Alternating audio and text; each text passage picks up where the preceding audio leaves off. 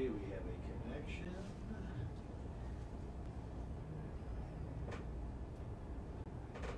Hello everyone and welcome back to the 29th Annual Sedona International Film Festival. I'm your host Carol Kahn. We are coming to you live from Yavapai College. Yavapai College is one of our sponsors, along with Northern Arizona Healthcare, Goldenstein Gallery, BMO Bank, the City of Sedona, and there's a whole long list of restaurateurs, hoteliers, sponsors and volunteers. Would like to thank you all for participating in this year's festival.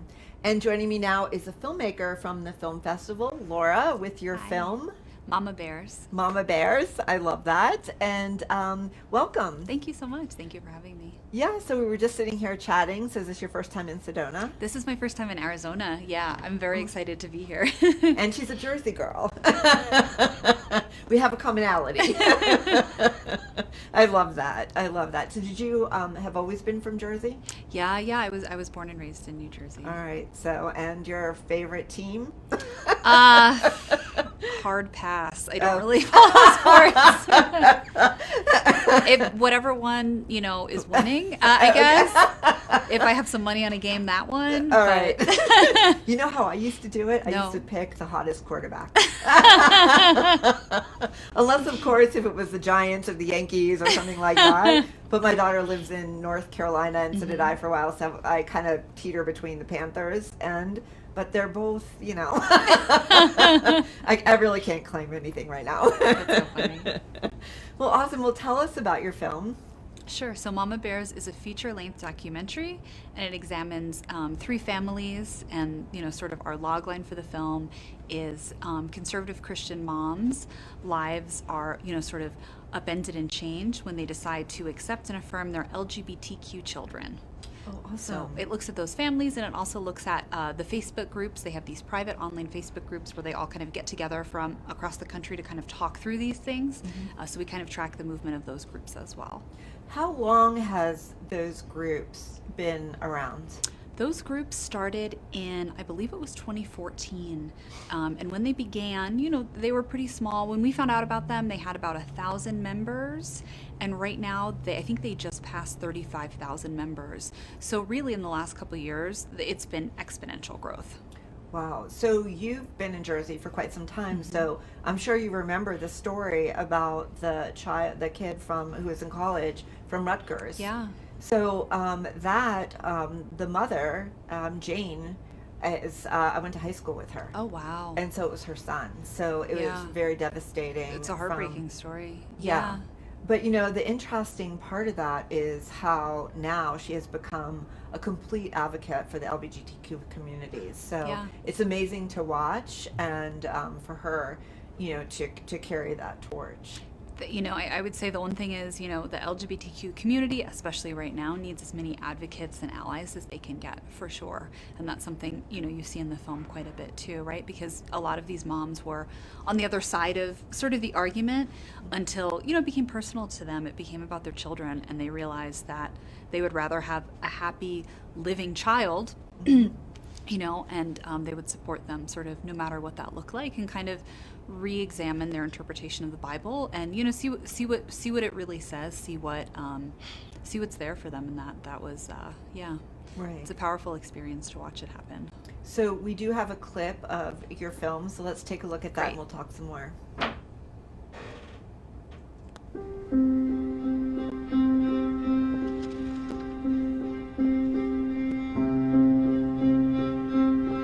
I'm a woman of faith.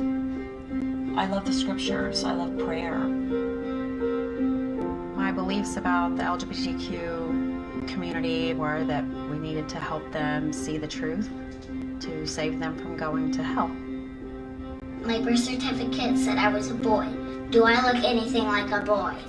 We absorbed this idea that it was the ultimate of offenses. And why would you choose that?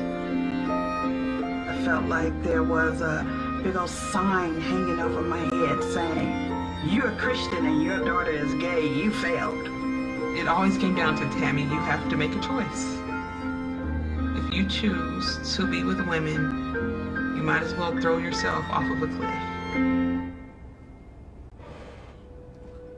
God did not place is something in your genetic code that would destroy your soul. Do you consider homosexuality a disease? No, I don't. It's a sin. It was really hard to find another Christian that I could relate to until I met the Mama Bears. Mama Bear Tribe is really what turned me into an advocate.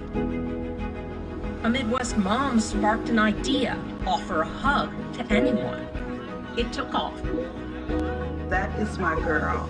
And the fact that she is gay has no bearing on my love for her. The Bible tells us some are born this way and some are made this way, and my child is fearfully and wonderfully made.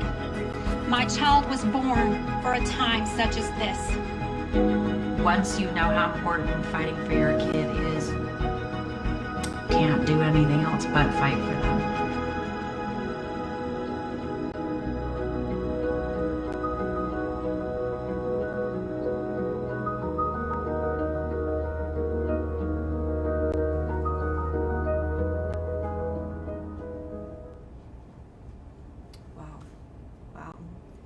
So, tell me what inspired you to do this film.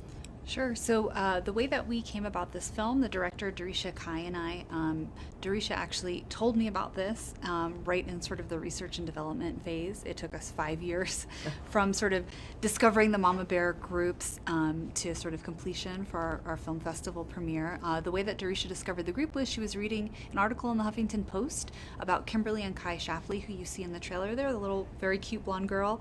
They were they were fighting their school legislation to let Kai use, the girls' bathroom at her school. They were having a lot of trouble with that. So, their story had garnered some attention. The Huffington Post covered the story, and there was just a small throwaway line in the last paragraph that said that Kimberly was a part of a group of, I think at that point, maybe it was 800 women, Christian moms who decided to, accept their LGBTQ children, and they met online. And, the director, Darisha Kai, read that and thought, wow, that's pretty amazing. That's a good number of moms. I didn't know, a movement like that was out there. So she reached out to Liz Dyer, who's the founder of the Mama Bears group that we look into. And, she asked Liz, she said, do you think some of the moms would be interested in telling their stories, sharing their stories with me? I think this could make a really powerful documentary. So I would say a week later, 25 moms had written back, and they had written these really long, really, really beautiful, heartfelt letters about, what they call their reason, which is, their children and why they decided to kind of make this really transformative shift in their lives. And that's how it started.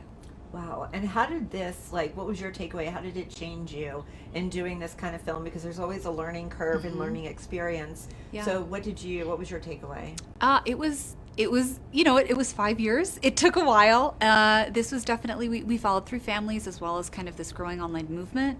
So, it was a longer edit than I think we anticipated. Even though we had, storyboarded things out, we kind of knew how things were going to go. We had been following them on and off for quite a few years, so there was a lot of footage, a lot to get through, and it was really hard to kind of pare everything down to make sure that things were, understandable for an audience who doesn't know anything about this. At this point, we'd been so close to the participants, it's hard to kind of have a little bit of a bias. You're filling in gaps that the audience may not be able to do. So I would say that was the learning curve for us. Give the edit a little bit more time, give it a little bit more space, but we're really, really thrilled with the way that it came out.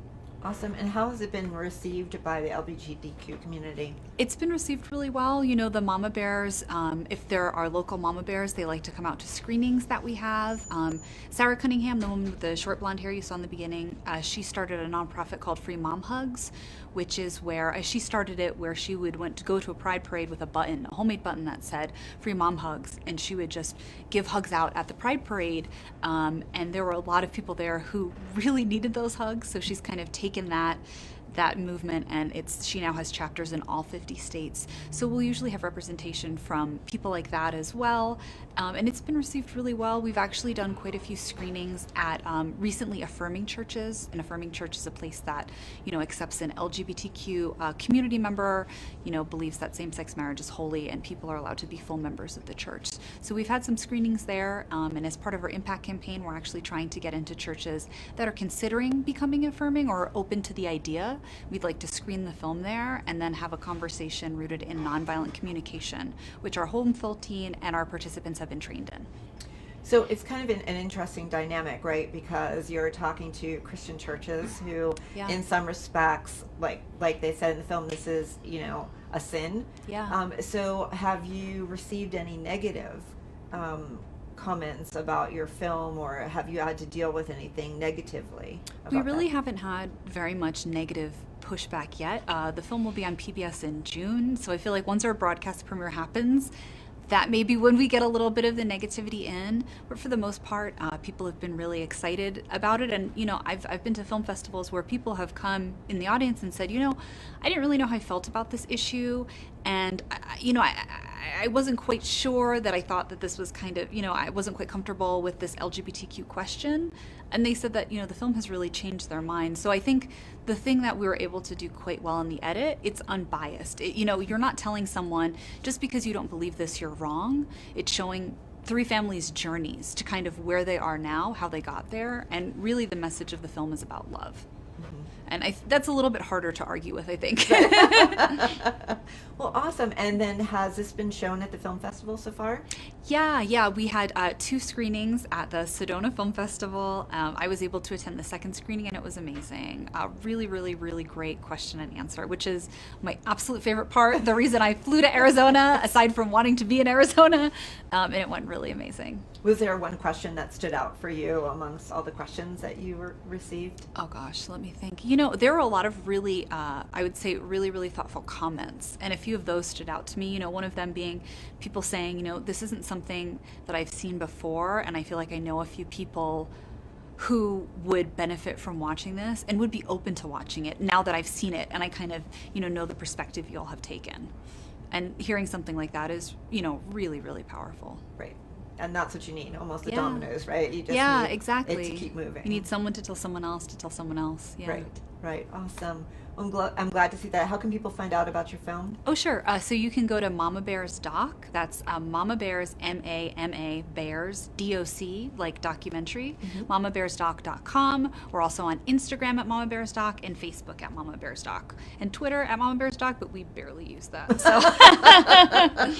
All right. And then on PBS, when is it? Yeah. Is it nationwide? Yes, we will be Awesome. screening on Independent Lens on June 20th of this year. And in addition to that, it should be online for free to watch for about a month as part of PBS. So that's really, really, really great free access for anyone who'd be interested in watching it. So if you miss the screening on PBS, if you don't have a DVR, you can watch it online. Awesome. Congratulations to Thank you. you Thank so you much. so much. So don't forget Mama Bears PBS in June, and make sure you mark that on your calendars to watch it. Well, Laura, thank you so much for being with us. It's great having you here in Sedona, and hopefully you'll get to see some snow. Yes, it's been an amazing week. I can't wait for more. You got to see sunshine, wind, and snow, so I don't know. Well, thank you so much for being with us. And don't forget, we are live on Facebook, all of our interviews, so make sure that you tune into that and follow us, hashtag SIFF23 and Sedona Film Fest 23. We'll be back with more from the media room after this.